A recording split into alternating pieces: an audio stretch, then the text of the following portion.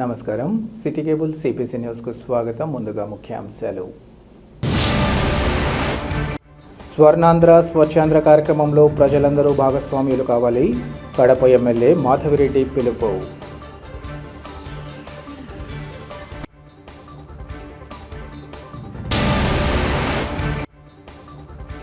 కేంద్ర ప్రభుత్వం వక్ఫ్ సవరణ చట్టాన్ని వెనక్కి తీసుకోవాలి. ప్రొద్దుటూరు ర్యాలీ సందర్భంగా ముస్లిం ప్రముఖుల వినతి. రాష్ట్ర ముఖ్యమంత్రి చంద్రబాబు నాయుడు పిలుపు మేరకు స్వచ్ఛాంధ్ర స్వర్ణాంధ్ర కార్యక్రమంలో ప్రతి ఒక్కరూ భాగస్వాములై తమ పరిసరాలను పరిశుభ్రంగా ఉంచుకోవాలని కడప ఎమ్మెల్యే మాధవిరెడ్డి పిలుపునిచ్చారు. స్వచ్ఛాంధ్ర స్వర్ణాంధ్ర కార్యక్రమంలో భాగంగా 4 నెలల క్రితం ముఖ్యమంత్రి పిలుపు మేరకు కార్యక్రమాలు కొనసాగుతున్నాయి. అందులో భాగంగా ప్రతి 3వ శనివారం ఈ చెక్ అనే థీమ్తో స్వచ్ఛ దినోత్సవాన్ని నిర్వహిస్తున్నారు. కార్యక్రమంలో భాగంగా ఈరోజు ప్రత్యేక కౌంటర్ ఏర్పాటు చేసి పనికిరాని వైర్లు, ఫోన్లు, ల్యాప్టాప్, ఇతర ఎలక్ట్రానిక్ సామగ్రిని స్వీకరించారు. తొలుత collector doctor Sridhar Cherukuri, joint collector Aditi Singh, TDP polit bureau సభ్యుడు శ్రీనివాసరెడ్డి కార్యక్రమ ప్రాధాన్యతను వివరించారు.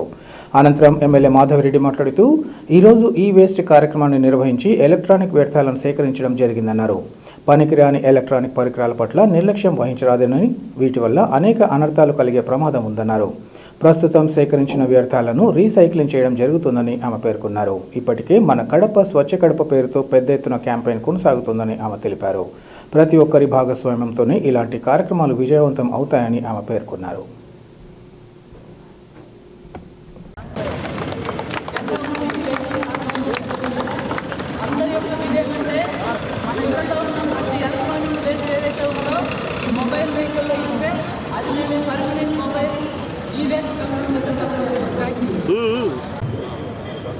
అందరికీ నమస్కారం.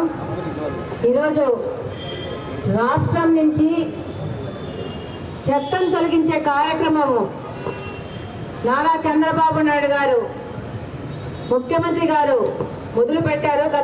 ఏప్రిల్లో ఈ వ్యర్థాలను, అంటే ఎలక్ట్రానిక్ సంబంధించిన వ్యర్థాలను మనము మన ఇళ్లలో నుంచి, మన వీధుల్లో నుంచి, మన ఆఫీసుల్లో నుంచి తీసే కార్యక్రమం మొదలు పెట్టాం. చేసేసుకోండి. నేను నా పరిసరాల పరిశుభ్రత కొరకు ప్రతిరోజు కొంత సమయం కేటాయిస్తానని నా వంతు కృషిగా స్వచ్ఛతా కార్యక్రమాల కొరకు శ్రమదానం చేసి పరిశుభ్ర ఆంధ్రప్రదేశ్ సాధించే సంకల్పానికి కట్టుబడి ఉంటానని ఈ రోజు పరిశుభ్రత గురించి నేను వేసిన ఈ ముందడుగు ఆంధ్రప్రదేశ్ రాష్ట్రాన్ని శుభ్రపరచడంలో సహాయం చేస్తుందని నమ్ముతూ ఈ రోజు నుంచి నా తోటి వారికి స్వచ్ఛతపై మరియు ఎలక్ట్రానిక్ వ్యర్థాలను శాస్త్రీయంగా తొలగించడంపై అవగాహన కల్పించడానికి ప్రయత్నిస్తానని మన ఆంధ్ర గౌరవనీయులు ప్రభుత్వ విప్ శ్రీమతి రెడ్డప్ప గారి మాధవి గారికి, అలాగే శ్రీనివాసరెడ్డి గారికి, జాయింట్ కలెక్టర్ గారికి, మున్సిపల్ కమిషనర్ గారికి, సిఓ జిల్లా పరిషత్కి, అలాగే ఈ కార్యక్రమంలో పాల్గొంటున్నటువంటి ప్రజలందరికీ కూడా, అలాగే ఉద్యోగస్తులకి అందరికీ కూడా నా హృదయపూర్వకమైనటువంటి ధన్యవాదాలు. ఈరోజు మన స్వచ్ఛాంధ్ర కార్యక్రమంలో భాగంగా ప్రతి నెల 3వ శనివారాన్ని మనం కేటాయించుకుని ఆ రోజు ప్రజల్లో ఒక మంచి అవగాహన కల్పించడమే కాకుండా మనకున్నటువంటి చెత్తని సంపదగా మార్చడం ఎలా అనే ఈరోజు స్వచ్ఛాంధ్ర స్వర్ణాంధ్రలో భాగంగా గత 4 నెలల క్రితము ముఖ్యమంత్రి శ్రీ నారా చంద్రబాబు నాయుడు గారు ఇచ్చిన పిలుపు మేరకు మన ఆంధ్రాని ఏ విధమైన స్వచ్ఛాంధ్ర చేసుకోవాలనే ముఖ్య ఉద్దేశంతో ఈరోజు ఏప్రిల్ మాసంలో ఎలక్ట్రానిక్ వేస్ట్ రిమూవల్ కార్యక్రమాన్ని మొదలుపెట్టారు. ఈరోజు నగరంలో ఉన్న ప్రతి ఒక్కరూ వచ్చి ఎలక్ట్రానిక్స్ సంబంధించిన వైర్లు కానీ, ల్యాప్టాప్లు కానీ, ఫోన్లు కానీ, ఏదైనా కానీ మన ఇంట్లో పని చేయకుండా మూలన పడిన వాటిని తీసుకొచ్చేసి కార్పొరేషన్ వారు కలెక్షన్ సెంటర్స్ పెట్టారు. ఆ సెంటర్స్లో ఈ యొక్క సామాన్లు ఇచ్చేస్తే దాని నుంచి వ్యర్థాలను వల్ల మనకు ఇబ్బంది కలగకుండా వాటిని కలెక్షన్ చేసుకొని వాటిని రీసైక్లింగ్ పంపిస్తారు. ఈ ఎలక్ట్రానిక్స్ మనకేం లేవు, వైర్లు లేవు, మనకేం ఇబ్బంది లేవు అని అనుకోవద్దు. దాని నుంచి ఎన్నో జబ్బులు వచ్చే ప్రమాదం ఉంది. దాని నుంచి కెమికల్స్ రిలీజ్ అయ్యి మన ఆరోగ్యాలు పాడు చేసే పరిస్థితి ఉంది. మనము ఒక పెద్ద బృహత్ కార్యక్రమాన్ని ఈరోజు ఆంధ్రప్రదేశ్లో మొదలుపెట్టాము, క్లీన్ ఆంధ్రప్రదేశ్. అలాగనే మనం కడపలో కూడా మొదలుపెట్టాము ఒక ప్రత్యేక కార్యక్రమాన్ని, మన కడప స్వచ్ఛ కడప అనేసి. ఈ స్వచ్ఛాంధ్ర, స్వచ్ఛ కడప ఈ 2 ప్రోగ్రాంలని ఒకటే తాటి మీద తీసుకెళ్ళి మన కడపను ఫేస్ లిఫ్ట్ చేస్తూ స్వచ్ఛ కడప చేసుకునే విధంగా మనం అందరం కలిసి ముందుకు పోవాలని కోరుకుంటా ఉన్నాను. ఈరోజు ఈ వేస్ట్ కలెక్షన్ పెట్టారు. ప్రతి ఒక్కరు, నగరంలోని ప్రతి ఒక్కరు వాళ్ళ ఇంట్లో ఉన్న ఎలక్ట్రానిక్ సంబంధించిన ఏ వైరు మిగిలినా, ఏ ఛార్జర్ దొరికినా అది పనికి రాదు అని అంటే తీసుకొచ్చి కలెక్షన్ సెంటర్లో ఇచ్చేసేయండి. కలెక్షన్ వెహికల్స్ కూడా వస్తున్నాయి, వాటిలో ఇచ్చేస్తే వాళ్ళు వాటిని తీసుకుని వెళ్తారు. తద్వారా మీ ఇండ్లు క్లీనప్ అయిపోతాయి, మీకు సేఫ్టీ పెరుగుతుంది. కాబట్టి ప్రతి ఒక్కరు ఈ అవకాశాన్ని వినియోగించుకోవాలని కోరుకుంటూ మన కడప స్వచ్ఛ కడప కార్యక్రమాన్ని ముందుకు తీసుకుపోవాలని కోరుకుంటూ, అలాగనే స్వచ్ఛాంధ్ర కార్యక్రమాన్ని కూడా ముందుకు తీసుకోవాలని కోరుకుంటూ thank you very much. Vempalle major పంచాయతీలో పాలక మండలిలో మొత్తం వైసీపీ నేతలే ఉంటూ కూడా ధర్నా చేపట్టడం సిగ్గుచేటని టీడీపీ మండల కన్వీనర్ రామమోహన్ రెడ్డి పేర్కొన్నారు. వేంపల్లెలోని టీడీపీ కార్యాలయంలో ఆయన విలేకరులతో మాట్లాడుతూ దొడ్డిదారిన వచ్చి మేజర్ పంచాయతీలో వైసీపీ నేతలు పాలక మండలి సభ్యులుగా ఉన్నారని అన్నారు. వైసీపీ పాలనలో జరిగిన అభివృద్ధి పనులకు సంబంధించిన డబ్బులు ఇవ్వాలని ఒత్తిడి చేయడంతో పంచాయతీ కార్యదర్శి సుబ్బారెడ్డి పంచాయతీ అకౌంట్లో ఉన్న డబ్బులను చెక్ రూపంలో ఇవ్వకుండా నగదు రూపంలో ఇవ్వడంతో సస్పెండ్ కావడం జరిగిందన్నారు. ఎలాంటి తప్పు చేయకపోయినా వైసీపీ నిర్వాహకం వల్లే అన్యాయంగా ఈవో సస్పెండ్ అయ్యారన్నారు. అలాగే సర్పంచ్కు చెందిన చెక్ పవర్ కూడా రద్దయిందని వారు తెలిపారు. వైసీపీ నేతలు చేపట్టిన ధర్నా చూస్తే దెయ్యాలు వేదాలు వల్లించినట్లుందన్నారు. కూటమి ప్రభుత్వంపై ఆరోపణలు చేయడం ఎంతవరకు సమంజసమని ఈ సందర్భంగా ప్రశ్నించారు. పంచాయతీ అస్తవ్యస్తంగా మారడానికి వైసీపీ నేతలే కారణమని ఆరోపించారు. ఈరోజు వేంపల్లి మండలం, వేంపల్లి పట్టణంలోని మేజర్ గ్రామ పంచాయతీ యందు వైఎస్ఆర్ కాంగ్రెస్ పార్టీకి సంబంధించిన కొంతమంది అక్కడ నిరసన ధర్నా రూపంలో చేశారు. కారణం ఏమంటే ఈవో సస్పెండ్ అయిన తర్వాత ఇంతవరకు ఈవోను వేయించలేదనేది వాళ్ళ వాదన. వాళ్ళు చేసిన ధర్నా ఎలా ఉందంటే దయ్యాలు వేదాలు వల్లించినట్లు ఉంది. ఎందుకంటే మొత్తం బాడీ అంతా వైఎస్ఆర్సీపీకి సంబంధించిన వాళ్ళే, సర్పంచ్ ఆయనే. వాళ్ళకు సిగ్గు శరం లేకుండా ధర్నా చేసినారంటే ఈరోజు సర్పంచ్ చెక్ పవర్ కూడా రద్దయింది. ఆ రద్దయ్యి వాళ్ళ కారణంగానే ఈవో సస్పెండ్ అయినాడు. ఎందుకంటే వాళ్ళు చేసిన కాంట్రాక్టులు పాడలో కానీ ఇతరత్ర కానీ చేసిన కాంట్రాక్టులన్నింటికీ ఆయన చెక్ రూపంలో ఇవ్వకుండా ఆయన నయానో భయానో ఏమో చేసి వాళ్ళందరూ క్యాష్ రూపంలో తీసుకున్నారు. కాబట్టి ఆయన ఈరోజు అన్యాయంగా సస్పెండ్ కావడం జరిగింది. ఇదంతా కూడా వాళ్ళు చేసిన నిర్వాహకమే. వాళ్ళు దాన్ని కప్పిపుచ్చుకునేందుకు మళ్ళీ తెలుగుదేశం ప్రభుత్వము ఒకటి, ఇక్కడ నాయకులు ఒకటి అనేది వాళ్ళ వాదన. ఇలా వాళ్ళు దయాలు వేదాలు వల్లించినటువంటి వాళ్ళ పరిస్థితి. కలెక్టర్ గారు రామసుబ్బారెడ్డి అనే ఆయన్ను ఒక మంచి ఈవోను ఇక్కడికి వేశారు. దీనికంటే ముందు చిట్వేల్కి సంబంధించి ఒక ఈవో ఆర్డీని వేస్తే ఆయనకు ఫోన్లు చేసి బెదిరించిన ఘనత కూడా ఈ వైఎస్ఆర్సీపీ వాళ్ళదే. వాళ్ళే ఎవరో ఫోన్లు చేసి బెదిరించారు ఆయన రావద్దని.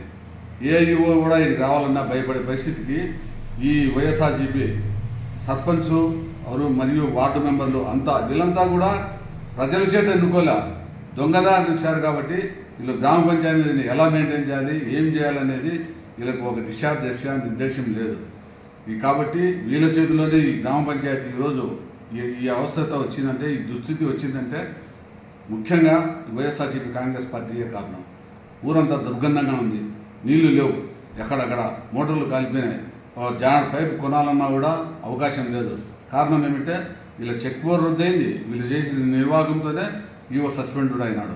వీళ్ళు మళ్ళీ సిగ్గు లేకుండా ధర్నా చేయడం దయాలు వేదాలు వల్లించినట్టుందని తెలపమైంది. కలెక్టర్ గారు ఒక మంచి ఈవోను కూడా అపాయింట్మెంట్ చేసినాడని తెలుసుకొని ఈరోజు ఊరికి బురద జల్లాలనే నెపంతో వాళ్ళు ఒక ధర్నా మాత్రం చేసినారు. ఈవో గారు కూడా సోమవారం హాజరవుతున్నాడు. ఒక మంచి ఈవోను కూడా కలెక్టర్ గారు ఆర్డర్ చేశారు. ఆ విషయం తెలుసుకునే వాళ్ళు ఇదంతా చేశారని చెప్పి ప్రజలకు తెలుపుకుంటున్నాం. వైసీపీ టీడీపీలకు కుమ్మక్కై కాంగ్రెస్ పార్టీ నాయకులపై నిరాధార ఆరోపణలు చేయడాన్ని తీవ్రంగా ఖండిస్తున్నామని కాంగ్రెస్ పార్టీ నగర ఉపాధ్యక్షుడు హమీద్ తెలిపారు. ఈ మేరకు పార్టీ కార్యాలయంలో ఏర్పాటు చేసిన మీడియా సమావేశంలో ఆయన మాట్లాడారు. వైసీపీ గత 5 ఏళ్లుగా బీజేపీతో కుమ్మక్కై కబ్జాలు, భూదందాలు, ముస్లిం మత గురువులపై కేసులు పెట్టి అరాచకాలు సృష్టించడం జరిగిందన్నారు. అవన్నీ కప్పిపుచ్చుకునేందుకోసం ప్రజల దృష్టి మరించేందుకు కాంగ్రెస్ నేతలపై అబాండాలు వేయడం జరుగుతుందన్నారు. వైసీపీ నాయకులు రాజ్యాంగం, సెక్షన్లు, ఆర్టికల్స్ గురించి మాట్లాడుతున్నారని, అధికారంలో ఉన్నప్పుడు రాజ్యాంగం, సెక్షన్లు, ఆర్టికల్స్ గుర్తు రాలేదా అని ఆయన ప్రశ్నించారు. అనేక సందర్భాలలో బీజేపీకి మద్దతు ఇచ్చిన విషయాన్ని వైసీపీ నేతలు గుర్తు చేసుకోవాలన్నారు. రకీబ్ షా వలీ దర్గా, యాకూబ్ సాబ్ మసీద్ వద్ద చేసిన ఆగడాలు, షామీరియా మస్జిద్, లా కళాశాల వద్ద ఉన్న 2 బ్రిడ్జిలకు సంబంధించి మీరు చేసిన నిర్లక్ష్యం ప్రజలు మర్చిపోలేదని ఆరోపించారు. మీడియా మిత్రులందరికీ నమస్కారం. ప్రెస్ మీట్ పెట్టడం కారణం ఏమనగా, మన వైసీపీ నాయకులు అంబేద్కర్ బాబాసాహెబ్ గారి జయంతి రోజు ప్రెస్ మీట్ పెడుతూ వక్ఫ్ గురించి మాట్లాడారు. సరే, ఖచ్చితంగా మాట్లాడాలి కూడా. మాట్లాడుతూ టీడీపీ, కాంగ్రెస్ పార్టీ కడపలో కుమ్మక్కైనారని ఒక దుష్ప్రచారం చేస్తున్నారు. ఆ దుష్ప్రచారాన్ని మేము ఖండిస్తూ ఈరోజు మీడియా ద్వారా ప్రజలకు తెలియజేయాలనుకుంటున్నాం. వైసీపీ నాయకులకు ఇప్పుడు రాజ్యాంగం గుర్తు వచ్చింది. అప్పుడు వాళ్ళు అధికారంలో ఉన్నప్పుడు రాజ్యాంగం గుర్తుకు రాలేదు, ఆర్టికల్స్ గుర్తుకు రాలేదు, సెక్షన్లు గుర్తుకు రాలేదు, ముస్లింలు గుర్తుకు రాలేదు. బీజేపీ తెచ్చిన నల్ల చట్టాలకు, ప్రతి చట్టానికి, ముస్లింలు వ్యతిరేకంగా తెచ్చిన ప్రతి చట్టానికి వైసీపీ సపోర్ట్ చేస్తూ వచ్చింది. అప్పుడు ముస్లింలు గుర్తు రాలేదు, అప్పుడు రాజ్యాంగాలు గుర్తుకు రాలేదు వాళ్ళకి. ఇప్పుడు ఏమంటే అధికారంలో లేదు పార్టీ, ఉన్న కార్పొరేటర్లు కూడా టీడీపీలో వెళ్ళిపోతున్నారు, పంపిస్తున్నారు కూడా వాళ్ళే. ఇప్పుడు ఏమంటే మళ్ళీ కార్పొరేషన్ ఎలక్షన్ వస్తున్నాయి, ఎట్లా మాజీలు అయిపోతారు. ఆ భయం పెట్టుకొని వాళ్ళు ఏం చేస్తున్నారంటే, కాంగ్రెస్ మీద బురద జల్లితే మైనార్టీ ఓట్లు ఇట్లా వస్తాయి, మళ్ళీ మేము గెలుచుకోవచ్చు అనే భయంతో కాంగ్రెస్ మీద బురద జల్లడం మొదలుపెట్టినారు. వాళ్ళు టీడీపీతో కుమ్మక్కైనారు, బీజేపీతో కుమ్మక్కైనారు, లేనిపోని ఆరోపణలు చేస్తున్నారు. కానీ ముస్లిం ఓట్ల కోసం ఏదేదో ఫ్రస్ట్రేషన్లో ఏం చెప్తున్నారో వాళ్ళకే అర్థం కావడం లేదు. ఎందుకంటే ఇప్పుడు పెట్టింది కూడా వాళ్ళు కార్పొరేటర్లు ఎవరంటే ఓన్లీ మైనార్టీ డివిజన్ వాళ్ళే, మైనార్టీ ఓట్ల కోసం. మైనార్టీలు బాగా గుర్తుండారు. ఆ రోజు ఎన్ఆర్సీ, ఎన్పిఆర్, సిఏకు మన 7 రోడ్స్ దగ్గర జాయింట్ యాక్షన్ కమిటీ ఆధ్వర్యంలో షాహీన్బాగ్ ఏర్పాటు చేసినప్పుడు అక్కడ ధర్నాలు, దీక్షలు చేస్తూ నల్ల చట్టాలు వెనక్కి పోవాలని దీక్ష చేస్తున్నప్పుడు సొంత మన డిప్యూటీ సీఎం బంధువులు అని వాళ్ళ ఇంటి వాళ్ళే అక్కడ ఉన్న ఆడపడుచుల గురించి నీచంగా, హీనంగా మాట్లాడిన రోజులు కూడా ఉన్నాయి. అప్పుడు ముస్లింలు గుర్తు రాలేదా మీకే అడుగుతున్నాం. ఆర్టికల్ 370 రద్దు చేసినప్పుడు మీకు బాబాసాహెబ్ అంబేద్కర్ గారి రాజ్యాంగం గుర్తుకు రాలేదా? రైతులకి వ్యతిరేకంగా బీజేపీ నల్ల చట్టం తెస్తే దానికి మీరు మద్దతు పలికినప్పుడు రాజ్యాంగం గుర్తుకు రాలేదా? రైతులు గుర్తుకు రాలేదా? మళ్ళీ మీ పార్టీలో రైతు శ్రామిక పార్టీ అని పెట్టుకుంటారు, రైతులకే మీరు వెన్నుపోటు పొడుస్తున్నారు. గల్లీలో మాత్రము టీడీపీతో కుమ్మక్కైతారు, ఢిల్లీలో మాత్రం బీజేపీతో దోస్తీగా ఉంటారు. మళ్ళీ మీరు కాంగ్రెస్ గురించి మాట్లాడతారు. మీరు అన్న విషయానికి మేము ఛాలెంజ్ విసురుతున్నాం. ఎక్కడికైనా సరే మేము టీడీపీతో కుమ్మక్కైనామని మీ దగ్గర ఆధారాలు ఉంటే, మీరు నిరూపించగలిగితే రాండి. ఎక్కడికైనా సరే, 7 రోడ్ సర్కిల్ అయినా సరే, లేదా మీ పార్టీ ఆఫీస్కైనా సరే, లేదంటే మీ సిటీ ప్రెసిడెంట్ ఆఫీస్కైనా సరే మేము వచ్చేదానికి రెడీగా ఉన్నాం. మీ దగ్గర ఆధారాలు ఉంటే నిరూపించండి. శుభాభినందనలు. ఈరోజు ప్రెస్ మీట్ పెట్టడానికి కారణం ఏంటంటే, ఈ మధ్యకాలంలో కాంగ్రెస్ పార్టీకి పెరుగుతున్న ప్రజాదరణ చూసి వైసీపీ నాయకులు ఏం చెప్పాలో, ఏమి చేయాలో అర్థం కావడం లేదు. గతంలో వాళ్ళు చేసిన పనులు ఎటువంటివి అంటే, రకీబ్ షా వలీ దర్గా విషయమైనా కానీ, యాకూబ్ సాబ్ మసీద్ విషయమైనా కానీ, దేంట్లో కూడా మైనారిటీలు కానీ, ముస్లింలు కానీ కనబడలేదు. అప్పుడు ఏం చేశారంటే, ఒకరి గొంతు మీద, ఒకరి మెడపైన పట్టి లాగించి మొత్తం డిస్ట్రిక్ట్లో ఉన్న పోలీస్ డిపార్ట్మెంట్ అందరినీ దింపి గోడలు కట్టించిన రోజులు మీవి. అవి మర్చిపోయి ఈరోజు అవన్నీ ఆడ మేము చెప్తాము, అవన్నీ మేము ఏడ ఇష్యూలు ప్రజలకు తెలియజేస్తాము అని కాంగ్రెస్, టీడీపీ కుమ్మక్కుపోయింది. అరే కుమ్మక్కుపోయింది, మీ దగ్గర ఏదైనా ఆధారాలు ఉంటే చూపించండి, మేము కూడా దానికి సిద్ధం. అటు కాకుంటే దుష్ప్రచారం మాని ప్రజల సేవ కోసం రాండి. మాజీల ముందు ప్రజల సేవ చేయండి. ఇంతకుముందు ఎట్లాంటి దబ్బాలు పెట్టుకున్నారో, ఏదైతే దర్గాల దగ్గర లెటిన్లు కట్టడం, ఏదైతే రక్షాల దర్గా దగ్గర గోడ కట్టడం, యాహూబ్ సంబంధించిన దండయాత్ర చేయడం, ఇటువంటి చేయడం ప్రజలు మర్చిపోలేదు. మీ పనులు మర్చిపోరు. అదే మీకు తగిన బుద్ధి చెప్పారు జనాలు. మాజీలైనారు కానీ మారండి. ఇప్పుడైనా మారి నిజాలు చెప్పండి. టీడీపీ కానీ కాంగ్రెస్ కానీ మాకు కానీ టీడీపీ కానీ మా అన్న అఫ్జల్ ఖాన్ అన్న తరపున కూడా నేను చెప్తున్నాను. ఆయన కూడా కానీ నేను ఉపాధ్యక్షుడిని అయినా ఆయన తరపున నేను మాట్లాడుతున్నాను. మేము ఎప్పుడైనా కానీ మీ దగ్గర ఆధారాలు ఉంటే చెప్పండి. దానికి మేము ఎప్పుడైనా సిద్ధంగా ఎక్కడైనా మాట్లాడడానికి సిద్ధంగా ఉన్నాం. అందరికీ నమస్కారం. ఈరోజు ముఖ్య ఉద్దేశం కాంగ్రెస్ పార్టీ తరపున, కాంగ్రెస్ పార్టీ నేను సీనియర్ నాయకుడిని, కడపలో మైనార్టీ ప్రెసిడెంట్గా పనిచేస్తున్నాను, సిటీ మైనార్టీ ప్రెసిడెంట్గా. ముఖ్యంగా ఏమంటే ఈరోజు కాంగ్రెస్ పార్టీ మీద వైసీపీ పార్టీ వాళ్ళు లేనిపోని మాటలు చెప్తున్నారు. అది తప్పు. అట్లా చెప్పడము ఎటువంటి ఆధారం లేకుండా మాట్లాడుతున్నారు.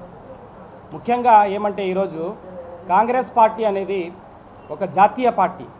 ఇది దేశం కోసం ప్రాణత్యాగం చేసిన పార్టీ. రాహుల్ గాంధీ గారు వచ్చే 2029లో ప్రధానమంత్రి అయిపోతారు ఖచ్చితంగా. షర్మిలా మేడం సీఎం అవుతారు 29లో. అఫ్జల్ ఖాన్ అన్న గారు ఎమ్మెల్యే అవుతారు. ముఖ్యంగా ఏమంటే గడిచిన 5 సంవత్సరాల్లో వైసీపీ పార్టీ వాళ్ళు చేసిన అభివృద్ధి కడప సిటీ, కడప జిల్లాకి ఏమీ లేదు. ముఖ్యంగా కడప కార్పొరేషన్ ఎలక్షన్లలో ఏకగ్రీవం చేసుకోవడం వాళ్ళు చేసిన పెద్ద తప్పు. అది ఎలక్షన్లకు పోలే, వాళ్ళు ఎలక్షన్లకు పోకుండా ఏకగ్రీవం చేసుకున్నారు. ప్రజలను, ఇతర పార్టీ వాళ్ళను భయభ్రాంతులు చేసి ఎలక్షన్లకు పోకుండా చేసుకున్నారు. అది చాలా తప్పది. వచ్చే కార్పొరేషన్ ఎలక్షన్లలో ఆ తర్వాత 2029లో రాహుల్ గాంధీ గారు ప్రధానమంత్రి అవుతారు. ఆ తర్వాత షర్మిలా మేడం గారు ఆంధ్రప్రదేశ్ సీఎం అవుతారు. ఇది కాంగ్రెస్ పార్టీ విజయ సంకేతం. ఇప్పుడు ప్రజలు ఆదరణ పొందుతున్న కాంగ్రెస్ పార్టీని చూస్తున్నారు. కాంగ్రెస్ పార్టీని ఇప్పుడు దాకా అఫ్జల్ అన్నకు 25,000 ఓట్లతో గెలిపించినారు. రాబోయే రోజుల్లో కూడా షర్మిలా మేడంని ఆంధ్రప్రదేశ్ సీఎంగా చూస్తారని అనుకుంటున్నాం. జై కాంగ్రెస్, జై షర్మిలా మేడం, జై అఫ్జల్ ఖాన్ అన్న. కేంద్రంలోని బీజేపీ ప్రభుత్వం ముస్లిం సమాజం మనోభావాలను ఏమాత్రం పట్టించుకోకుండా వక్ఫ్ సవరణ బిల్లును పార్లమెంట్లో ఆమోదించడాన్ని తీవ్రంగా ఖండిస్తున్నామని పట్టణ ముస్లిం ప్రముఖులు అబ్దుల్ సుబాన్ తెలిపారు. వక్ఫ్ సవరణ చట్టం ప్రజా వ్యతిరేక చట్టం అంటూ తక్షణం దీన్ని రద్దు చేయాలని డిమాండ్ చేస్తూ వేలాది మంది ముస్లింలు ఈరోజు ప్రొద్దుటూరులో కదం తొక్కారు. ముస్లిం లా బోర్డు జేఏసీ ఆధ్వర్యంలో 1 టౌన్ సర్కిల్ వద్ద నుంచి గాంధీ రోడ్డు శివాలయం సర్కిల్ వరకు ర్యాలీ నిర్వహించారు. ఈ ర్యాలీలో ముస్లిం సంఘాలు, ప్రజా సంఘాలు, మహిళలు, యువత పెద్ద సంఖ్యలో పాల్గొని మద్దతిచ్చారు. కేంద్రం చేసిన వక్ఫ్ చట్ట సవరణపై నిరసన గళం వినిపించారు. ఈ సందర్భంగా అబ్దుల్ సుబాన్ మాట్లాడుతూ 400 ఏళ్ల క్రితం మసీదులు, శ్మశానాలకు పత్రాలు అడుగుతున్న ప్రభుత్వం హిందూ ఆలయాలకు చెందిన పత్రాలు చూపిస్తారా అని ప్రశ్నించారు. ఈ చట్టాన్ని కేవలం ముస్లిం చట్టాలుగా చూడకుండా భారత రాజ్యాంగం మీద జరుగుతున్న దాడిగా భావించి మెజారిటీ ప్రజలు ఖండించాలని ఆయన కోరారు.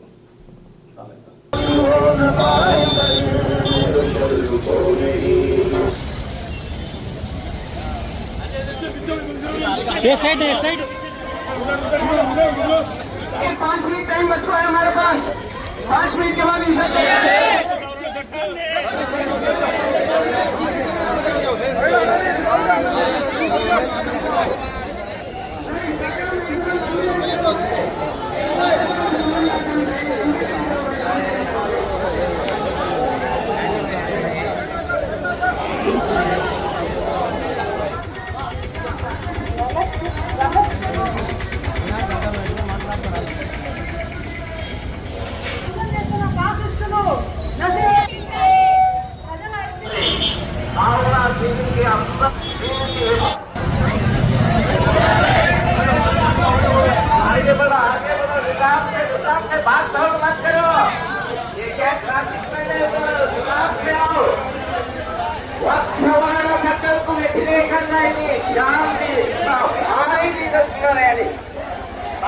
అందరూ దీంట్లో పాల్గొని జయప్రదం చేయండి.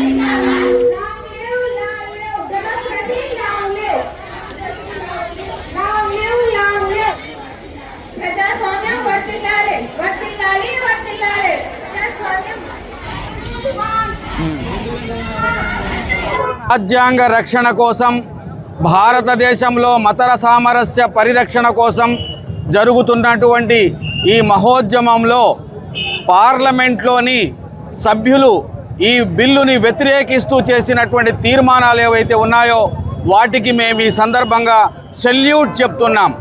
భారతదేశంలోని మత సామరస్యాన్ని, రాజ్యాంగాన్ని రక్షించడానికి జరుగుతున్న పోరాటం ఇది పోరాటం కేవలం ముస్లింల పోరాటం కాదు అని, భారత రాజ్యాంగ పరిరక్షణ పోరాటమని పార్లమెంటులోని, లోక్సభ, రాజ్యసభలోని సభ్యులు అక్కడ రుజువు చేశారు. కేవలం 22 మంది సభ్యులు ఉన్నటువంటి లోక్సభలో 18 మంది ఉన్నటువంటి రాజ్యసభలో ముస్లింలు ఉన్నారు. అయితే మెజారిటీగా ఉండేటువంటి అక్కడ సభ్యులందరూ కూడా ముస్లిమేతర సోదరులు. వీళ్ళందరూ కూడా ఈ వక్ఫ్ చట్టాన్ని వ్యతిరేకించారు అనేటువంటి విషయం మనందరికీ తెలుసు. సోదరులారా, ఈ వక్ఫ్ చట్టంలో ప్రధానమంత్రి గారు చాలా చక్కగా 4 అంశాలు చెప్పారు. Unified Waqf management, efficiency, empowerment, development act 2025 అన్నాడు ఆయన. అంటే మేనేజ్మెంట్ వక్ఫ్ చట్టంలో లేదు, ఎఫిషియన్సీ వక్ఫ్లో లేదు, ఎంపవర్మెంట్ లేదు, అట్లాగే అభివృద్ధి లేదు అని. అయ్యా, ఈ సందర్భంగా భారతదేశంలోని కేంద్ర ప్రభుత్వమైనా, రాష్ట్ర ప్రభుత్వమైనా ఏ ప్రభుత్వంలో ఎఫిషియన్సీ ఉంది, ఏ ప్రభుత్వంలో మేనేజ్మెంట్ సక్రమంగా ఉంది, మిస్మేనేజ్మెంట్ లేదా? ఇప్పటి వరకు పుల్వామాలో 300 కేజీల RDX ఎక్కడి నుంచి వచ్చిందో ఇప్పటి వరకు తెలుసుకోలేని మీరు ఎఫిషియన్సీ గురించి మాట్లాడతారా? 400 సంవత్సరాల క్రితం ఉన్నటువంటి శ్మశానాలకు, మస్జిదులకు పేపర్ తీసుకురమ్మని చెప్పి కోరుతున్నారు. మరి ఈ దేశంలో పురాతనంగా ఉండేటువంటి మందిరాలకు పేపర్లు ఉన్నాయా? వాళ్ళని అడగని మీరు ముస్లింలను మాత్రము, అట్లాగే క్రైస్తవులని మాత్రము, బౌద్ధుల్ని మాత్రమే అడగడం అంటే ఇది రాజ్యాంగానికి సంబంధించిన చాలా దుర్మార్గమైంది.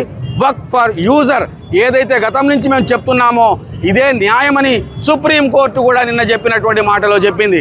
అట్లాగే ముస్లింల వద్ద 8 లక్షల భూములు ఉన్నాయి, ఎకరాల భూములు ఉన్నాయని చెప్పిన మీరు మందిరాల వద్ద కానీ, అట్లాగే ఇతర ధార్మికుల వద్ద కానీ ఉన్నటువంటి భూముల విషయం మీరు ఎందుకు ప్రస్తావించరు? ముస్లింల యొక్క భుజాల మీద తుపాకీ పెట్టి భారతదేశంలో ఉండేటువంటి భూములు అన్నింటినీ కూడా అదానీలకు, అంబానీలకు కట్టబెట్టేందుకోసంగా కృషి చేస్తున్నారు. 2 అమ్ముతున్నారు, 2 కొంటున్నారు. భారతదేశంలో ఉండే భూములన్నీ కూడా, విమానాలన్నీ కూడా, విమానాశ్రయాలు అమ్మేశారు, ఓడరేవులు అమ్మేశారు, అట్లాగే రైల్వే భూములు అమ్మేశారు. తర్వాత వ్యవసాయ భూములు కూడా అమ్మేయడానికి పూనుకుంటే ఆ పంజాబ్ రైతులు, హర్యానా రైతులు 1000 మంది ప్రాణాలను అడ్డం పెట్టి దాన్ని కాపాడుకున్నారు. ఇప్పుడు వీళ్ళు వక్ఫ్ భూముల మీద పడ్డారు, రేపు క్రిస్టియన్ భూముల మీద పడతారు, ఆ తర్వాత బౌద్ధుల భూముల మీద పడతారు. చివరికి వీళ్ళు మందిరాల భూముల్ని కూడా వదిలిపెట్టరు, స్కూల్ భూములు వదిలిపెట్టరు, యూనివర్సిటీ భూములు వదిలిపెట్టరు. భారతదేశంలో ఉండేటువంటి ప్రధాన వనరు భూమి. ఇది ఉత్పత్తి సాధనం. ఈ ఉత్పత్తి సాధనం మొత్తాన్ని కూడా కేవలం 2 అమ్మేస్తున్నారు, 2 కొంటున్నారు. ఈ ప్రశాంతంగా జరగడానికి ఎవరెవరి చేతుల్లో భూములు ఉన్నాయో ఆ భూములన్నింటినీ కూడా ట్రాన్స్ఫర్ చేసేందుకు కుట్ర పన్నుతున్నారు. ఇది రాజ్యాంగం యొక్క 14, 15, 26, 30 ఏదైతే ప్రియాంబుల్ రాజ్యాంగం హక్కులు ఇచ్చిందో ఆ హక్కుల యొక్క ఉల్లంఘన. ఈరోజు ముస్లింల మీద దుర్మార్గం జరుగుతుంది అని చెప్పి అనుకుంటున్నారు. ఇది ముస్లింల మీద జరుగుతున్న దుర్మార్గం కాదు, ఇది రాజ్యాంగం మీద జరుగుతున్నటువంటి అక్రమం, దౌర్జన్యం. ఈరోజు దీన్ని కనుక మనం ఆమోదిస్తే రేపు అన్ని రాజ్యాంగానికి సంబంధించిన హక్కులన్నీ ఉల్లంఘించబడతాయి. ప్రధానంగా అడవి చట్టాలు. అడవులు 33% ఉంటేనే మనకు ఆక్సిజన్ దొరుకుతుంది. ఆ అడవుల్ని కూడా అమ్మేస్తున్నారు. 21% నుంచి ఇప్పుడు 12% కూడా తీసుకొచ్చారు. ఈ విధంగా మనం మాట్లాడుకోవాలంటే ఆక్సిజన్ సిలిండర్లు పెట్టుకుని మాట్లాడలేటువంటి దుర్మార్గమైన పరిస్థితి వస్తుంది. కాబట్టి ఈ చట్టాల్ని కేవలం ముస్లింల చట్టంగా కాకుండా భారత రాజ్యాంగం మీద జరుగుతున్న దాడిగా భావించి ఈ దేశంలో ఉండేటువంటి మెజారిటీ ప్రజలు ఈ చట్టాన్ని ఖండించాలి, ముస్లింలకు ఈ ఉద్యమానికి సపోర్ట్ చేయాలి. అదే సందర్భంలో రాష్ట్ర ప్రభుత్వం కేవలం అమరావతికి లక్షల కోట్ల రూపాయలు సంపాదించే కోసంగా ముస్లింల యొక్క ఆత్మగౌరవాన్ని, వాళ్ళ ధార్మిక ఉనికిని ఈరోజు బలి చేస్తుంది. ఉరి కంబం మీద ఎక్కించి తన పబ్బం గడుపుకోవడానికి పనిచేస్తున్నటువంటి రాష్ట్ర ప్రభుత్వానికి కూడా ఈ సందర్భంగా మేము హెచ్చరిస్తున్నాం. ఇప్పటికైనా సరే పొరపాటు జరిగిందని అంగీకరించి ఈ చట్టాన్ని మీరు ఖండించాలని ఉపసంహరించాలని చెప్పేసి ఈ సందర్భంగా కోరుకుంటున్నాం. నా పేరు KM Abdul Subhan, all India Muslim personal law board యొక్క రాష్ట్ర ప్రతినిధిగా మీ ముందు మాట్లాడుతున్నాను. కమ్యూనిటీ హెల్త్ వర్కర్ల డిమాండ్లను ప్రభుత్వం నెరవేర్చాలని ఆ సంఘం రాష్ట్ర కార్యదర్శి సందీప్, కడప జిల్లా అధ్యక్షురాలు షీలా తెలిపారు. ఈ మేరకు కడపలో నిరసన కార్యక్రమాన్ని చేపట్టారు. అనంతరం వారు మాట్లాడుతూ తామంతా గిరిజన, గ్రామీణ, మారుమూల ప్రాంతాలలో ఆరోగ్య ఉప కేంద్రాలలో కమ్యూనిటీ ఆఫీసర్లుగా 2019 నుంచి పనిచేస్తున్నామని, సెంట్రల్ గవర్నమెంట్ గైడ్లైన్స్ ప్రకారం 6 సంవత్సరాల సర్వీస్ పూర్తయిన వారిని రెగ్యులర్ చేయాలని కోరారు. దానిపైన నిర్దిష్టమైన భద్రత కల్పించాలని అడుగుతున్నామని, గత సంవత్సరంలో నేషనల్ హెల్త్ మిషన్ కింద పనిచేస్తున్న 187 క్యాడర్ల ఉద్యోగులందరికీ జీతం పెంచి కేవలం తమకు మాత్రం 23% జీతం పెరుగుదల ఇవ్వలేదన్నారు.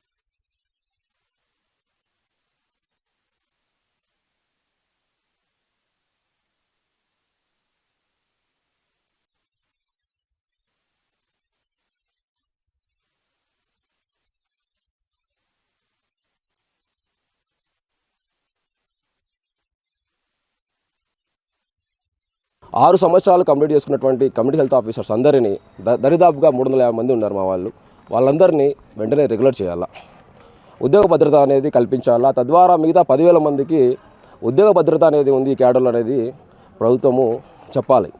రెండో విషయం ఏంటంటే 2023లో రాష్ట్రంలో ఉన్నటువంటి ఎన్హెచ్ఎం క్యాడర్లు 189 క్యాడర్లలో 188 క్యాడర్లకు అందరికీ 23% హైక్ ఇవ్వడం జరిగింది. కానీ మాకు మాత్రము ఒక 23% హైక్ ఇవ్వకుండా విసర్జించడం జరిగింది. దానికి రకరకాల కారణాలు చెప్తా ఉన్నారు. న్యాయబద్ధంగా అది మాకు రావాలి, అది కూడా వెంటనే మాకు అమలు చేయాలి. అలాగే 2024-25 నుంచి ప్రతి సంవత్సరం మాకు 5% with loyalty bonus 10% increment policy as per జియోఐ మాకు అమలు పరచాలి. అది కూడా మేము ప్రభుత్వాన్ని కోరుతూ ఉన్నాము, డిమాండ్ చేస్తూ ఉన్నాము. అదేవిధంగా మాకు ఏదైతే ఈపీఎఫ్ అనే ఒక బెనిఫిట్ ఉందో అది కూడా తీసేయడం జరిగింది చెప్పకుండా ఇష్టానికి. సో దీనికి కూడా కారణాలు మేము పోయి అడిగితే కానీ వాళ్ళు జియోఐకి లెటర్ పెట్టారు.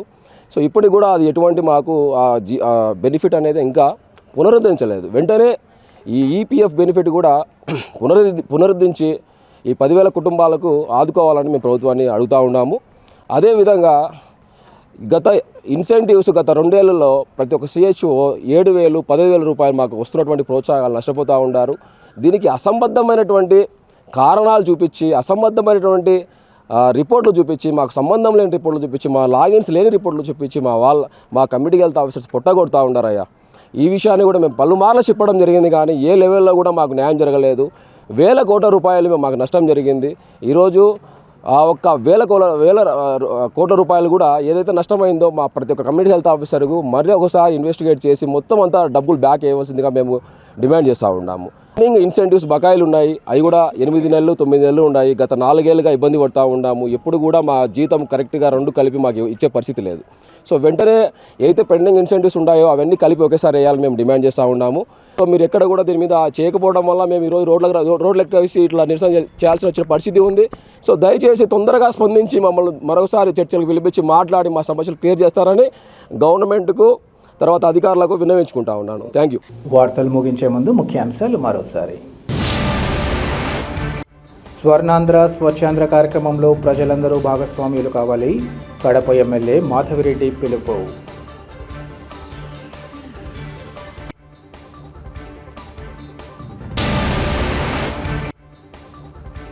కేంద్ర ప్రభుత్వం వక్ఫ్ సవరణ చట్టాన్ని వెనక్కి తీసుకోవాలి, ప్రొద్దుటూరు ర్యాలీ సందర్భంగా ముస్లిం ప్రముఖుల వినతి. సిటీ కేబుల్ సిపిసి న్యూస్ ఇంతటితో సమాప్తం. నమస్కారం.